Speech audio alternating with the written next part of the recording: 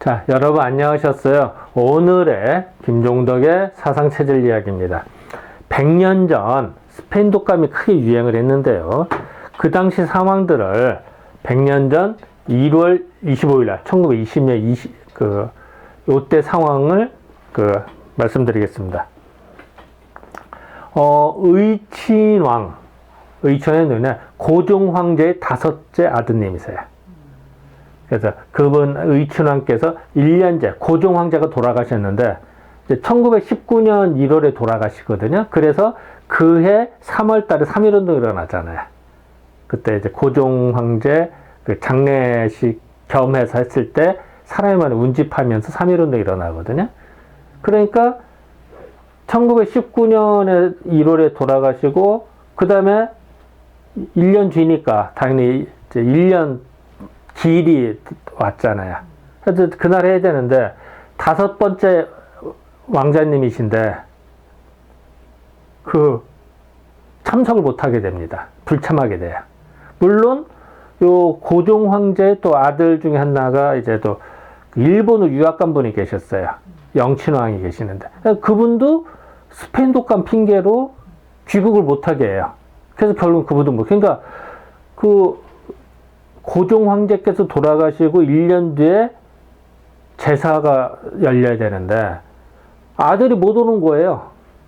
그거 참 쓸쓸하잖아요. 교묘하게 핑계를 대서 이렇게 만드는 겁니다. 일제에서 일본 놈들이 교묘하게 참석 못해. 왜냐면 아무래도 고종 황제 아드님이 오시고 하면은 더 분위기도 고조되고 많은 사람 운집이라니까 교묘하게 탄압을 해서 못 오게 만드는 그게 방법입니다. 여기서도 마찬가지예요. 근데 핑계가 뭐냐? 그냥 독감 핑계입니다.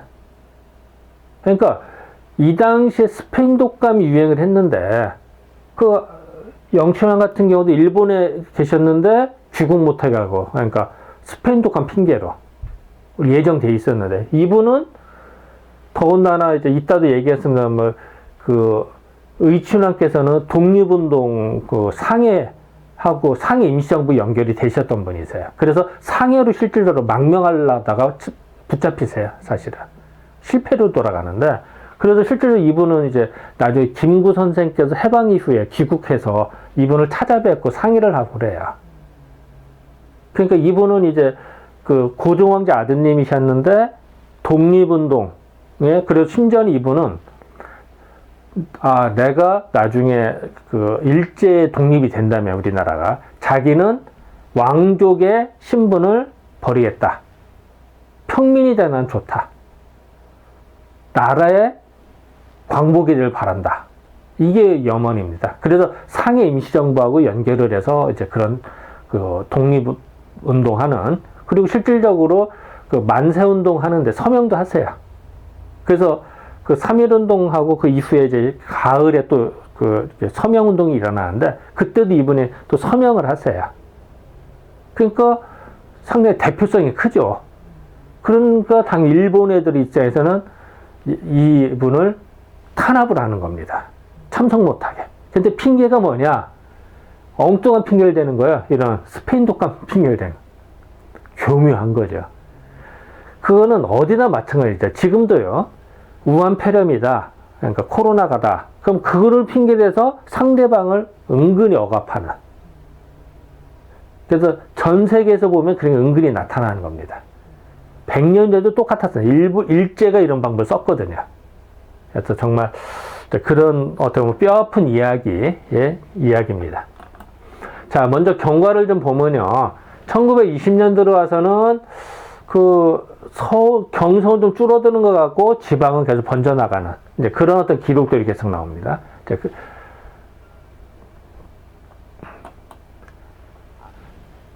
그래서 이제 잠깐만요. 잠깐 빠꾸 좀 맞겠습니다. 잠깐 뒤로 가겠습니다.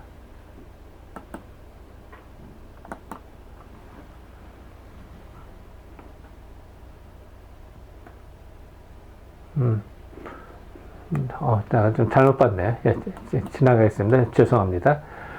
특히 여기 요분 왕세자가 조선으로 넘어가 여기 일본에 계셨어요. 사실 좋게 말하면 유학이고 나쁘게 말하면 납치고. 그 고종황제 아드님이신데 이제 그 고종황제 일주기를 맞이해서 제사를 지내야 되는데 거기 오시려고 하는데 그러니까 일본 입장에서는 조선으로 오는 걸 도선이라고 그러고요. 우리나라 일본어 도일이라고 그러고요. 도는 이제 건널 도자거든요. 조선으로 건너간다 이런 뜻이거든요. 그러니까 일본에서 조선으로 못 오게 그걸 중지시킵니다. 핑계는 스페인 독감, 악감 때문에 그렇다고. 그러니까 이제 여기도 그렇고 그러다가 이제 오늘 나올 의친왕 여기 이제 국내에 계시는 분이지 이분은 국내에 계신 분도 결국은 불참하게 만듭니다. 그럼 어때요? 정말 고종황제에서 돌아가셨습니다만 1년째 쓸쓸하신 거죠. 그리고 그걸 바라보는 백성들 입장은 어떨까요? 더 마음이 참담할 겁니다. 이런 게 이제 교묘한 방법으로 이런 방법을 씁니다. 이 당시에. 자, 그 내용을 보겠습니다. 의춘왕인데, 이름이 이제 이강이시거든요. 그러니까, 일본 놈들이 우리나라 고종 황제를 그 합병하면서 이렇게 왕으로 격화시켜버리잖아요. 황제신데. 그리고 왕자들 있잖아요. 황태자죠. 아니, 이 왕자들을, 황자들을 공이라는 칭으로 해서 격화시킵니다. 그래서 이강공이라고 그래요. 그러니까 참 슬픈 얘기죠. 그, 일본 놈들은 왕족은 올려놓고, 우리는 이제 다, 네, 그래서 이제 이강공이라고 합니다. 이강공의 환호로 아파서 아프긴 뭘 아파 갖다 붙인 거지. 환호로 1년제 고종 황제의 1년제 그 제삿날이 온 거예요. 그러니까 기일이 온 건데 이제 1년제 불참하더라. 이때는 석삼자인데요.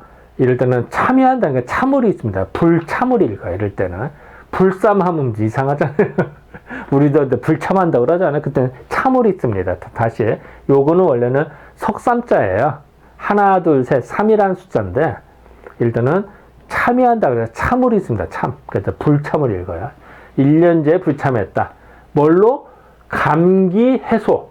감기와 해소는 기침입니다. 콜로콜로.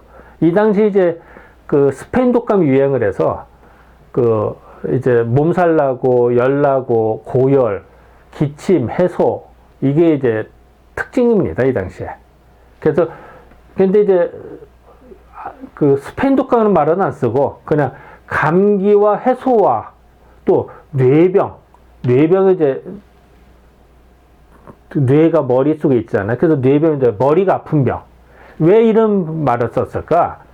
바로 전에, 그러니까 이제 지금은 이제 1920년이니까 1919년 가을에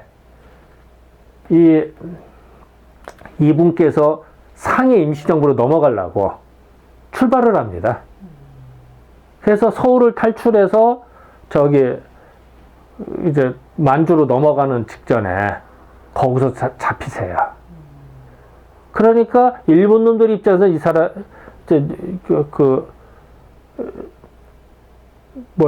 정신병으로 헷가닥에서 상해 임시정부하고 연결한 거다라고 해서 그 뇌병, 머리 아픈 병으로 병명을 갖다 붙입니다. 그러니까 이분이 온전하셨으면은 상해 임시정부하고 연결 안 했을 텐데 머리가 헷가닥에서 그 상해 임시정부 연결을 한 거다. 그래서 망명을 나간 거다라고 뒤집어 씌웁니다. 완전히 그래 날조를 하는 거죠. 이런 게 이제 교묘한 거죠. 근데 일반 백성들 입장에서 이상하게 왜 머리 아파서 그 헷가닥 하신 거야? 라고 하시죠. 그렇게 이제 오해할. 그 실질적으로 고종 황제의 아드님 중에서 이분이 제일 영특하시고 제일 상황 판단을 잘 하셨다는 거예요. 근데 다른 왕자들은 다 놔두고 이분만 이제 왕제의 집에서 계속 깎아내립니다. 그리고 계속 감시 붙여가지고 꼼짝. 그러니까 이분은 이제 평생 어쩔 수 없이 이제 그 감시망을 피하기 위해서 맨날 술 마시고 뭐 맨날 방탕생활을 하는 거예요. 방탕생활은 일부러 그럴 수밖에 없죠. 그렇게 해야 살아남으니까. 자, 안타까운 얘기죠. 어쨌든 그래서 표현이 감기 해소, 이건 스페인 독감 핑계를 댄 거고, 그러니까 스페인 독감 걸려서 이 사람 큰일 났다 라고 뒤집어 씌운 거고, 그리고 또 하나는 뇌병, 그 정신병 걸린 거 아니야? 머리 아파서 그런 거 아니야? 왜? 망명하려고 했으니까. 그래서 이렇게 어떻게 보면은 사람을 이제 좀 엉터리로 이렇게 설명을 하는 거죠. 잘못 뒤집어 씌우는 거죠. 자, 내용, 그래서 의친왕께서는 이강자 사진을 보니까 되게 훤칠하시더라고요. 예. 잘생기고 이렇게 이목구비도 뚜렷하시고 코도 이렇게 정말 괜찮아요. 근데 시대가 원체 불우한 시대라 보니까 이분께서는 독립운동 이렇게 추진하시다가 결국은 이제는 뭐 그 일제 그 탄압에 의해서 그냥 좌절되고 마는 안타까운 일이죠. 그분이 이제 그 예전 그 정장했을 때 모습이고요. 상당히 좀 잘생기시더라고요. 요거 이제 예전 모습이고요. 자, 이강공 환우로, 그러니까 영춘왕이신데 이제 격을 떨어뜨리다 보니까 뭐 김공, 이공 하듯이 이렇게 만들어낸 겁니다. 참 안타까운 얘기죠. 이강공의 환우로 1년째 불참하시더라. 고종 황제의 기일에 못 갔다. 왜? 감기 해소. 감기 걸렸고 기침을 하니까. 스페인 독감 아니야? 뭐 이렇게 하는 거죠. 그리고 뇌병. 머리가 아픈 병으로. 그러니까 정신병 같이 뒤집어 씌운 거죠. 참 교묘합니다. 이런 거 보면. 그래서 항상 신문이나 외곽으로 발표되는 것만 그대로 믿으면 안 됩니다. 이 당시에도 왜곡하잖아요. 이런 거를. 그래서 그런데 일반 백성들이 그걸 구분할 수가 없죠. 이게 참인지 거짓인지 왜곡인지를 알 수가 없습니다. 사실은. 나중에 이제 시간이 흘러야 알 수가 있는데 그 당시에는 일반 백성은 알기 어려워요. 정보가 부족하니까. 지금도 똑같아요. 지금도 맞습니다. 이강공 전하께서는 감기와 해소는 이제 기침입니다. 기침이 심하신 중 머리 진화로, 머리가 아픈 것으로서 인연해서 근본 2번 이태왕 전하, 이것도 그렇습니다. 원래는 고종 황제신데요. 황제신데 격을 떨어뜨려 폈어요. 그래서 이태왕이라고 했습니다. 그러니까 사실 이거는 고종 황제를 그 격을 떨어뜨리는 일제의 단어입니다. 그래도 뭐 원문이 그렇다는 그대로 번역을 했습니다만 안타까운 얘기죠. 이태원 고종 황제의 1년제에 참여하시지 못하게 되었다. 참 이렇게만 딱 나오고 아주 간단한 심플하게만 나왔습니다. 즉 이분께서 아까도 말씀드렸지만 스페인 독감과 정신병 내지는 뭐 두통을 핑계 삼아서 못 가게 만든 거죠, 사실은. 그래서 신문에는 이렇게 발표를 한 거죠. 이분께서 보면은 왜 그랬을까? 아까도 말씀드렸지만 이제 그 의춘왕께서는 그 탈주를 하시려고 했어요. 그래서 그 내용이 잠깐 여기 나오거든요. 이강공의 일주는 도망간다는 얘기예요. 일주의 내용. 모두 상해가 채권, 상해 임시정부에서 그 책동한 거다. 뭐 이런 말이 나옵니다. 그래서 이제 그 내용이 쭉 나오거든요. 그러니까 그 당시 이제 나왔던 신문에 나온 얘기입니다. 그래서 9월경, 1919년 9월경에 뭐 상해에서 뭐 연락이 돼서 뭐 그 하다가 이제 잡혔다 뭐 이런 얘기입니다. 여기도 이렇게 나오죠. 이강공이 이제 나중에 사건 해서 쭉 나옵니다. 그리고 또 하나는 이제 우리 독립선언서, 3.1운동의 이제 독립선언서, 2차 독립선언이라는데 여기 나오죠. 여기 두 번째의 독립선언서를 발표하고, 그러니까 이분께서는 독립선언서 3.1운동의 연장을 이걸 하시거든요. 이게 이제 신문에 나옵니다, 이게. 그러니까 이게 서명을 하신 거죠. 그리고 그러면은 그 파괴력이 크죠. 고종 황제의 왕자께서, 아드님께서 독립운동에 직접 나섰다 하면 그 상징성 때문에, 그러니까 일제에서는 교묘하게 다 탄압을 하는 거죠. 그리고 이제 대외 행사를 못하게 만든 거죠. 그 핑계를 이제 스페인 독감과 두통, 내지는 정신병으로 몰아세운 거죠. 참 안타까운 얘기입니다. 그러니까 그 내용들이 잘 나옵니다. 이거 뭐 다 설명할 수는 없고요. 그러다 보니까 이제 신문에서도 교묘하게 이런 말이 나옵니다. 나름대로 이제 저항 같은, 이 당시에도 좀 그래도 기자들이 있었나 봐요. 이런 게 나옵니다. 이강공, 그러니까 이제 의친왕 전하의 상해 도거, 상해로 도망치려고 하는, 이제 상해로 망명하려고 하는 도거를 계획하던 창문의 밖에, 그러니까 이강공 전하의 의친왕 전하께서 논의를 하던 곳이 있을까요? 거기에서 밖에 창문을 봤을 때 세검정이 보이더라. 근데 그냥 세검정이라고 안 하고 이 말을 넣은 거예요. 교묘하게. 그러니까 어떻게 보면은 이제 이 당시에 신문사 안에서도 이제 친일파도 있었을 거고 또 교묘하게 우리나라의 민족 독립을 위해서 계속 노력한 사람도 있었나 봐요. 근데 그 행간을 읽어낼 수가 있겠더라고요. 이거 보면서. 왜 뜬금없이 이 사진이 하나 같은 날짜에, 같은 날짜가 아닙니다만, 어쨌든 11월 27일 이 사진이 왜 나왔을까? 뜬금없이. 가만히 생각을 해봤더니, 우리 민족의 염원이다, 이런 게. 이랬으면 했는데, 안타깝다. 라고 하는 그, 나름대로의 표시이지 않나라고 저는 생각을 했습니다. 그래서 어쨌든, 그 의친왕 집에서 쳐다봤을 때, 거기에 그 계획을 하던, 거기에서 쳐다봤을 때 이제 이런 게 보이더라. 그래서 성사됐으면 좋았을 텐데, 라고 하는 그 은연중에 행간의 뜻이지 않나. 라고 저는 생각을 해봤습니다. 제 생각입니다, 이거. 근데 이게 왜 이렇게 중요하냐? 주역에 보면은 지화명의계라고 했습니다. 요거는 이제는 그 음효가 3개니까 곤괴, 즉 땅을 의미하고요. 요거는 이제 가운데는 음효, 양쪽에 양유가 있으니까 이건 불을 의미한다. 불. 이 리괴라고 합니다. 그러니까 땅과 불을 의미합니다. 그러면 불은 밝잖아요.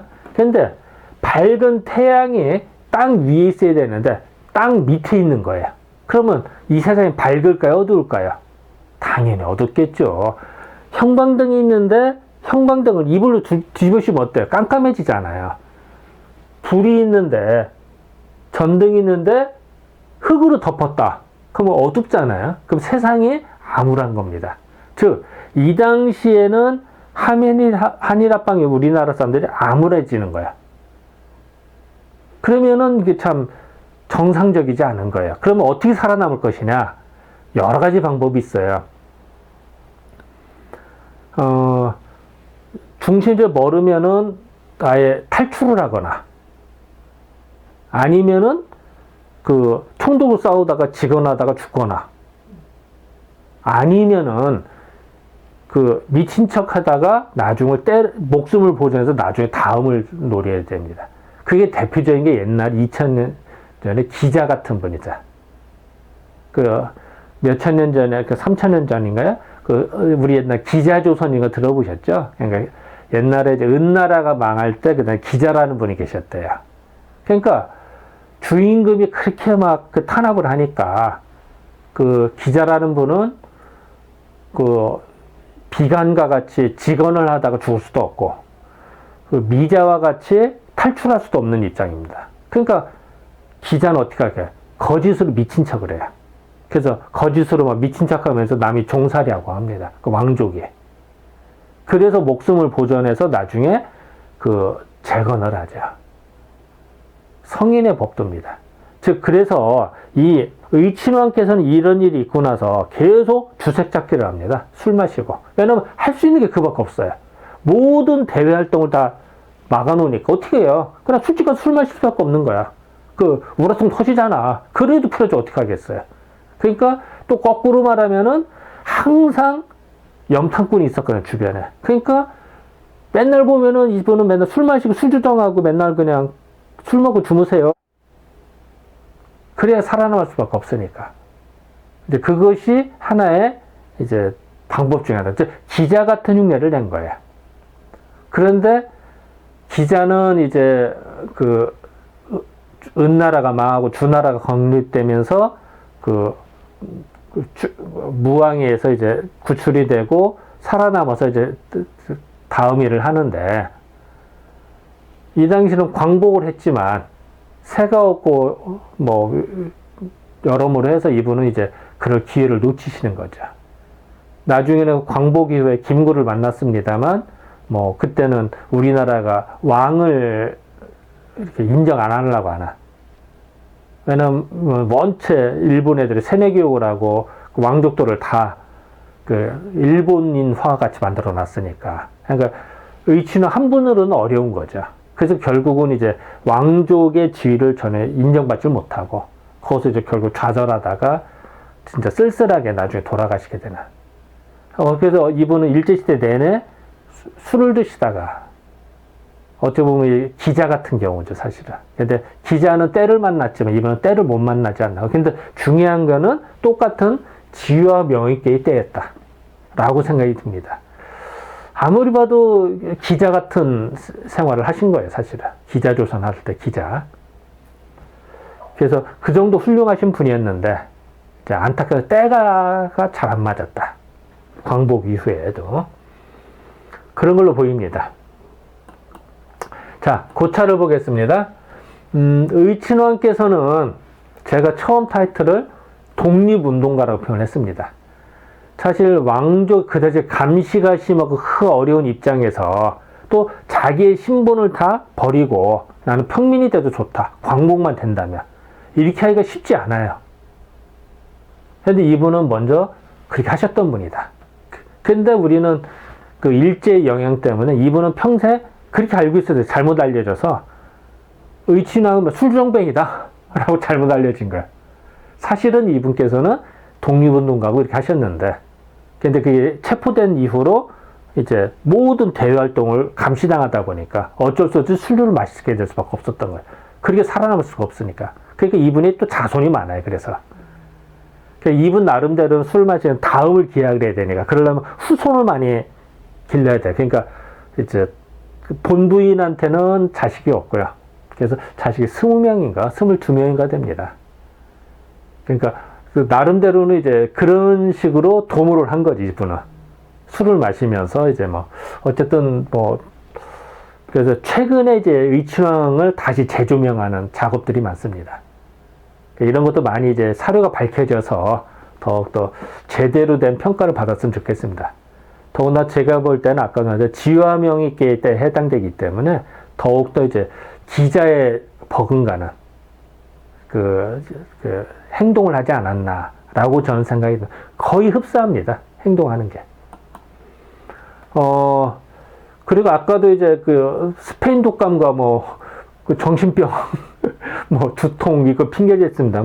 일제히에서 의도적으로 압박을 한다.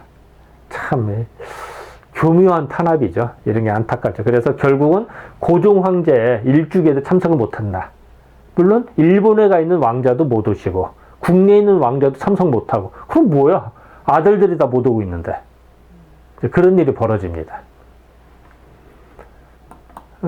그리고 이런 것은 역사의 한타 한자는 썼습니다만, 참, 그래서 우리가 이제 망국하면 절대로 안 되고요. 나라가 건재해야 되고요. 그래서 나라를 잘 이끌어 나가야 됩니다.